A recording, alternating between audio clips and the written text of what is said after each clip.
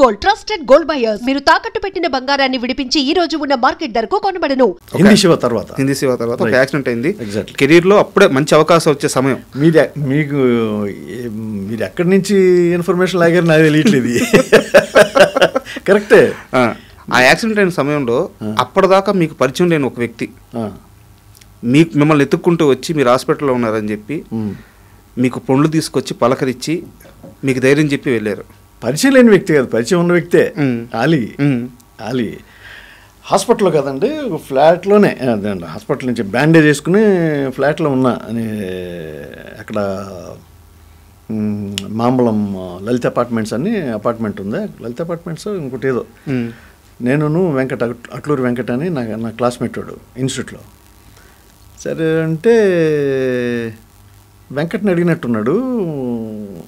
వెంకట్ని అడిగితే అప్పుడు అది మీరు చెప్పిందే వచ్చి ఫ్లాట్కి వచ్చి బిస్కెట్స్ అండ్ యాపిల్స్ ఇంకా అయ్యో గ్రేప్స్ అయ్యి ఉన్నట్టున్నాయి అన్నీ తీసుకొచ్చి ఏంటి ఎలా జరిగింది ఇది అన్నాడు. సరే చెప్పిన తర్వాత నేను ఊటీ షూటింగ్ వెళ్తున్నా, వచ్చిన తర్వాత మళ్ళీ వస్తాం మళ్ళీ అన్నాడు. ఫోన్స్ లేవు కదండి. అంతే కదా సార్. మళ్ళీ వచ్చి కలుస్తాను ఇది అన్నాడు. అది ఎప్పటికీ నేను మర్చిపోనండి ఇలాంటివి. అంటే ఈ క్వశ్చన్ ఎందుకు అడిగానంటే సార్, అలీ గారంట ఇండస్ట్రీలో ఎవరైతే ఇబ్బందుల్లో ఉంటారో, ఎవరైతే పడిపోతారో ముందు వాళ్ళ దగ్గరికి వెళ్తారంట. ఓకే. అంటే మీరు ఆ ఇంటర్వ్యూలో చాలా ఎమోషనల్గా చెప్పారు, అలీ గారు ముందే చెప్పారు. బట్ పూరి జగన్నాథ్ గారు ఆలీతో సరదాగా దాంట్లో చెప్పారు, మీరు చెప్పారు. నేను అక్కడ వినే ఈ క్వశ్చన్ అడుగుతాను. నేను మీకు ఎట్లా సపరేట్గా తెలిసిందా? లేదు, అదే ఒక ఇంటర్వ్యూలో అని చెప్పి ముందే చెప్పాను. నిజం. పూరి జగన్నాథ్ గారు ఆస్తంతా పోగొట్టుకున్న తర్వాత ఇండస్ట్రీలో ఆయన దగ్గరికి వెళ్ళడానికి కూడా చాలా మంది భయపడుతున్న సమయం, ఈయన ఒక చిన్న లాకెట్ తీసుకెళ్ళి గోల్డే ఇది వేసుకో, నీ ఆస్తి మొత్తం మళ్ళీ వెనక్కి సంపాదిస్తావు నువ్వు అని చెప్పి ధైర్యం చెప్పారంట. దానివల్ల సంపాదించి ఉండకపోవచ్చు, అదే బట్ ఒక మానసిక ధైర్యం డెఫినెట్గా అండి. ఎంత బూస్టప్ ఉంటుంది. ఇలాగా ఆ రోజు మీ దగ్గరికి వచ్చినట్టే ఇండస్ట్రీలో చాలా మంది దగ్గరికి ఆయన వెళ్ళారు. సో అది మీకు తెలియాలని చెప్పి నేను ఈ క్వశ్చన్ అడిగాను. లేదు, మంచి పాయింట్ అడిగారు, చెప్పారు కూడా. నేను ఆలీని చాలా దగ్గర నుంచి చాలా సంవత్సరాల నుంచి చూస్తున్నాను. అప్పుడు నా దగ్గరికి వచ్చినప్పుడు సైకిల్ ఉంది, అంత సైకిల్ మీద వచ్చేస్తాను. ఓకే. సైకిల్ మీద తిరిగేవాడు. బట్ అప్పుడు ఎలా ఉన్నాడో ఎప్పటికీ ఇంపోర్టెడ్ కార్లో 1-2 కార్లో 2-3 కార్లో తిరుగుతున్నా కూడా అలాగే ఉన్నాడు. That is most important for human being. అంతే కదా. సినిమా ఆర్టిస్ట్ అంటలేదు నేను, హ్యూమన్ బీయింగ్. మనిషికి అవసరం ఒక మాట సార్. కానీ ఉండనివ్వదు. డబ్బు ఉంది చూసారా, ఉండనివ్వదు. అదొక మత్తు. సక్సెస్, డబ్బు వెరీ డేంజరస్. ఆలీ అయితే అలా మారలేదు, అలాగే ఉన్నాడు. ఈవెన్ సాయి కుమార్ కూడా. సాయి కుమార్ నాకు చెన్నై నుంచి నాకు వెరీ క్లోజ్ ఫ్రెండ్. నాకు is like my family member. నేను కూడా తనకి అంతే, ఓ బ్రదర్ లాగా. Is there fantastic. అంటే శ్రీకాంత్ గారు కానీ ఇప్పుడు మీరు అన్న మాట, ఇంత క్రేజ్ వచ్చినా మారలేదు, హ్యూమన్ బీయింగ్ అలా ఉన్నారని చెప్పారు కదా. జీవితం అనేది సినిమా కంటే గొప్పది కదా. అన్నిటికంటే జీవితమే కదా గొప్పది. దాంట్లో మనిషి ఎలా ఉండాలో అలా ఉంటే అదే గౌరవం. ఈరోజు నేను మాట్లాడినా, మీరు మాట్లాడినా అలా ఉన్నారు కాబట్టి. బట్ ఇందాక ఆర్ నారాయణమూర్తి గారి ప్రస్తావన వచ్చింది.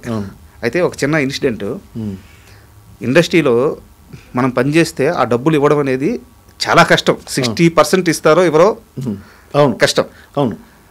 మీకు డబ్బులు ఇవ్వాల్సి ఉంటే చెన్నై నుంచి హైదరాబాద్కి ఎత్తుక్కుంటా వచ్చి మీరు ఎక్కడున్నారో తెలియకపోతే వేరే మనిషికి రామ్ జగన్కి నేను డబ్బులు ఇవ్వాలి ఇచ్చేయండి అని చెప్పి ఇచ్చి వెళ్ళిపోయారంట ఆయన. నిజం అది. ఏంది అసలు ఆ సీక్వెన్స్ అంతా ఒకసారి చెప్పండి. నేను అప్పటికే ఒక సినిమా చేసున్నానండి ఆయనతో.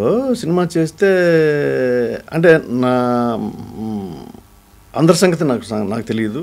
నా జీవితంలో అత్యంత గొప్ప ప్రొడ్యూసర్ అంటే ఆర్ నారాయణమూర్తి గారు. ఓకే. ఎందుకంటున్నానంటే ఆయన చిన్న బడ్జెట్ సినిమాలు బయట కనపడతాను, లేకపోతే ఇప్పుడు ఆఫీస్కు ఫస్ట్ యాక్చువల్గా నన్ను ఆయన పిలిచి ఆఫీస్కి రమ్మని చెప్పారు. సాలిగ్రామంలో అక్కడ ఉండేది రావటం. ఇన్ని రోజులు ఉంటుందండి. అప్పుడు మనకి పండగ పెద్ద, ఇన్ని రోజుల వర్క్ సినిమాలో ఉందంటే మామూలు విషయం కాదు. ఎక్కువ రోజులు ఉంది అంటే మంచి క్యారెక్టర్ అనమాట, పెద్ద క్యారెక్టర్ అనమాట అనుకుంటాం కదండి. అవునవును. అంటే ఎన్ని రోజులు షూటింగ్ వస్తుందో లేదు మనం వెళ్ళిన తర్వాత తెలుస్తుంది. పైగా ఆయన సినిమాలకు ఒకసారి వెళ్తే మళ్ళీ రావడానికి ఉండదుగా. అదే సరే అలాగే సార్ మీరు అక్కడే ఉండాలి మరి మనం ఓకే సార్ డన్ మీకు ఇంత ఇస్తాను అలాగే సార్ మీకు అడ్వాన్స్. అంత పర్ఫెక్ట్. ఆ సినిమా అసలు రిలీజ్ అయిందండి, బాగా ఆడింది, చాలా బాగా ఆడింది. నేను సినిమా ఆడుతుంది అనుకుంటా ఆ టైంకి. ఆడుతుండే టైం నేను హైదరాబాద్ వచ్చి ఉన్నాను. ఓకే. ఈయన ఏం చేశారు, నాకు పర్సనల్ ఫోన్ ఉండేది కాదు, పీపీ ఫోన్ ఏదో ఉందా నేను ఉండే ఇంట్లో. వచ్చి అడిగితే వాళ్ళు నా ఇంటి ఓనర్స్ చెప్పారంటే ఆయన షూటింగ్ వెళ్ళాడు, ఎప్పుడు వస్తారో తెలియదు. సరే ఈయనేంటి రెగ్యులర్గా హైదరాబాద్ వచ్చేవారు. ఎందుకు, ప్రసాద్ ల్యాబ్ ఉంది కదండి. ప్రసాద్ ల్యాబ్లో ఆయన సినిమాలు ప్రతిదీ పోస్ట్ ప్రొడక్షన్ అంతా ప్రసాద్ ల్యాబ్లోనే జరుగుతుంది. సరే ఆయనకి చాలా క్రెడిబిలిటీ ఉంది అక్కడ, చాలా మంచి పేరు నారాయణమూర్తి గారికి అక్కడ. సరే ఆయనకు వస్తూ ఉండేవారంట. అవి వచ్చినప్పుడు నేను దేవదాస్ కనకాల గారి దగ్గర చదివానని తెలిసి ఆయన ఇన్స్టిట్యూట్కి వచ్చారు. ఓకే. అప్పుడు సాగర్ సొసైటీలో ఉండేది దేవదాస్ కనకాల గారి ఇన్స్టిట్యూట్. ఓకే. ఆయన దగ్గరకు వచ్చి, గురుగారు మీ శిష్యుడు జగను ఇలాగ మన సినిమాలో చేశాడు కదా, దేవదాస్ గారు కూడా చేసినట్టున్నారండి ఆ సినిమాలో. Movie name sir? అది అడవి దివిటీలో సంథింగ్ ఏదో ఉంది సినిమా. ఓకే.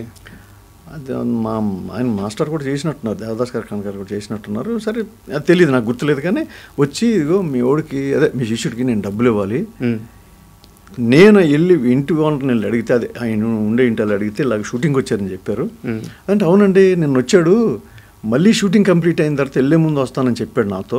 నా దగ్గరికి వస్తాడు కంపల్సరీ జగన్, ఏదో హోటల్ పేరు ఏదో చెప్పాడు నాకు. అదంటే సరే గురుగారు ఇగో ఈ డబ్బు ఆయనకి ఇవ్వాలి, ఇచ్చేసేయండి అని చెప్పి వెళ్ళాడు ఆయన. ఒక ప్రొడ్యూసర్ ఎత్తుక్కుంటా వచ్చి డబ్బులు ఇచ్చాడా? జరుగుద్దండి ఇది, నాకు తెలిసి ఎక్కడ జరగదు.